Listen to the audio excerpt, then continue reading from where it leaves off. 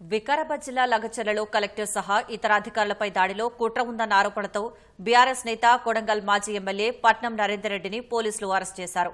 Hyderabad KBR park వద్ద ఆయన్ను అదుపులోకి తీసుకున్న పోలీసులు వికారాబాద్ పోలీస్ శిక్షణ కేంద్రానికి తరలించారు. అక్కడ మల్టీ జోన్ 2 ఐజీ సత్యనారాయణ నేతృత్వంలో పోలీసులు నరేందర్ రెడ్డిని విచారించారు.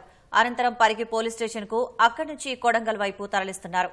లగచర్లలో అధికారులపై దాడి ఘటనలో ప్రధాన నిందితుడిగా ఉన్న సురేష్తో పట్నం నరేందర్ రెడ్డి మాట్లాడినట్టు తెలుస్తోంది.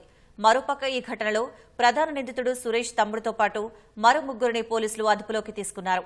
వారందరినీ ఆసుపత్రికి తరలించి వైద్య పరీక్షలు చేయించారు. లగచర్ల కేసులో ఇప్పటి వరకు 16 మందిని అరెస్ట్ చేసినట్టు పోలీసులు రిమాండ్ రిపోర్టులో పేర్కొన్నారు.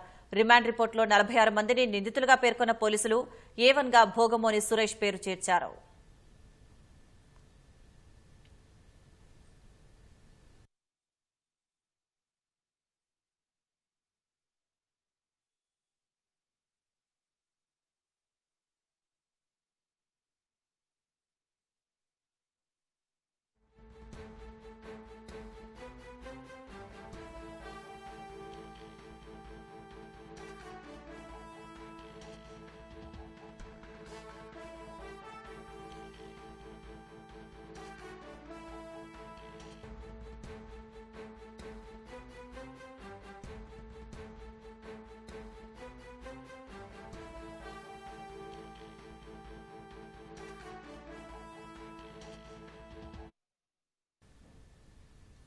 పట్నం నరేందర్ రెడ్డికి కొడంగల్లో పోలీసులు వైద్య పరీక్షలు నిర్వహిస్తున్నారు.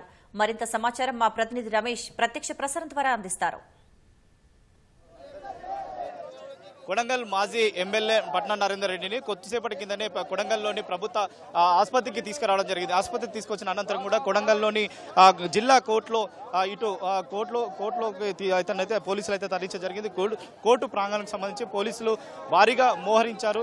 ఎవరిని కూడా లోపలికి పంపించకుండా పోలీగా బందోబస్తు అయితే ఏర్పాటు చేయడం జరిగింది. ఇక్కడికే కొడంగల్కి సంబంధించిన బీఆర్ఎస్ నేతలు కానీ కార్యకర్తలు కూడా ఇటు వచ్చి ప్రభుత్వానికి వ్యతిరేకంగా నినాదాలు చేస్తున్నారు. ప్రస్తుతం ఇక్కడ నుంచి పోలీసులు అందరినీ తరలిస్తున్న విజువల్ చూస్తున్నాం. అంటే ఉదయం నుంచి కూడా పట్నం నరేందర్ రెడ్డిని హైదరాబాద్లో అతన్ని అదుపులో తీసుకొని నేరుగా విచారించేందుకు కూడా వికారాబాద్లోని డీటీసీ సెంటర్కి తరలించడం జరిగింది. తర్వాత అక్కడి నుంచి పరిగి పోలీస్ స్టేషన్ తరలించి అక్కడ పూర్తి సంబంధించిన పేపర్ కూడా పూర్తి స్థాయిలో చేసిన తర్వాత అనంతరం కూడా ఇటు కొడంగల్ ప్రభుత్వ ఆసుపత్రికి అయితే తరలించి అతను వైద్య పరీక్షల అనంతరం వెంటనే కోర్టుకు అయితే తీసుకురావడం జరిగింది. కోర్టులో హాజరుపరిచిన తర్వాత మరి వాదనలకు సంబంధించి ఏ విధంగా ఉండబోతుంది, తర్వాత ఈ ప్రభుత్వ అధికారుల దాడి కేసులో ఇప్పటికే దాడి కేసులకు సంబంధించి 16 మందిని అయితే పోలీసులు రిమాండ్కి తరలించడం జరిగింది. తర్వాత దాంట్లో కొంతమంది అబ్స్కాండ్ కూడా అయినట్టు కూడా అధికారులు ఇప్పటికే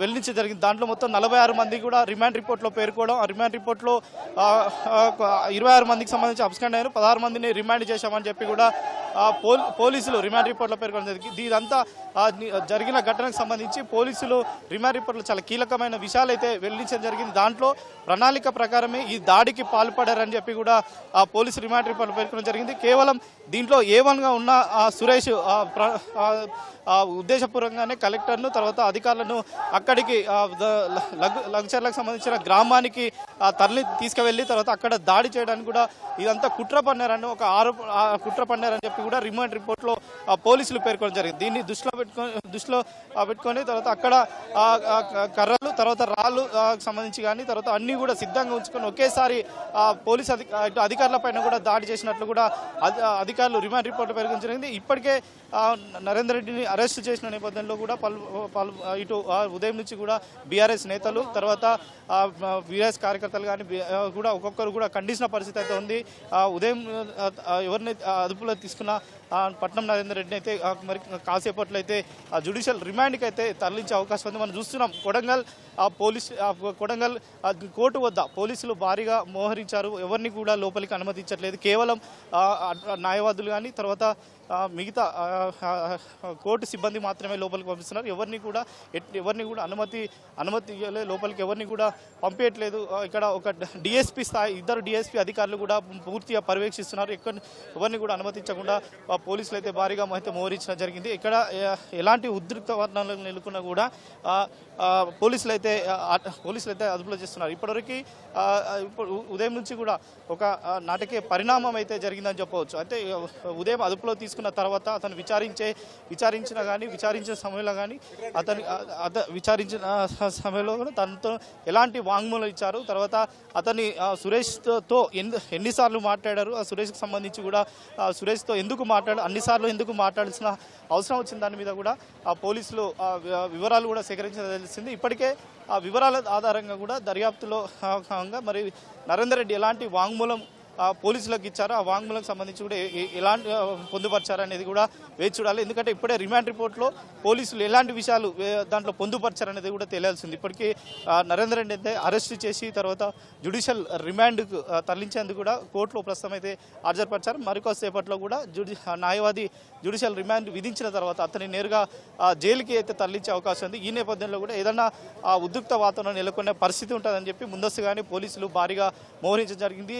వికారాబాద్ డిఎస్పీ కానీ తాండూరు డిఎస్పీతో పాటు ఇటు కొడంగల్ పోలీసులు కూడా ఇక్కడికి భారీగా మోహరించి ఎవరిని కూడా ఎలాంటి ఆందోళన చేయకుండా కూడా ఇక్కడ నుంచి కోర్టు ప్రాంగణం నుంచి కానీ అతనైతే ప్రాంగణం నుంచి కూడా కార్యకర్తలు తర్వాత నేతలను అయితే ఇటు నుంచి అయితే పంపించిన పరిస్థితి ఉంది. మరి కాసేపట్లో మరి నరేందర్ రెడ్డిని జైలుకు పంపిస్తారు కాబట్టి జైలుకు మరి ఎక్కడికి తరలిస్తారనేది కూడా ఒక స్పష్టత అయితే వచ్చే అవకాశం కనబడుతుంది. Vote studio.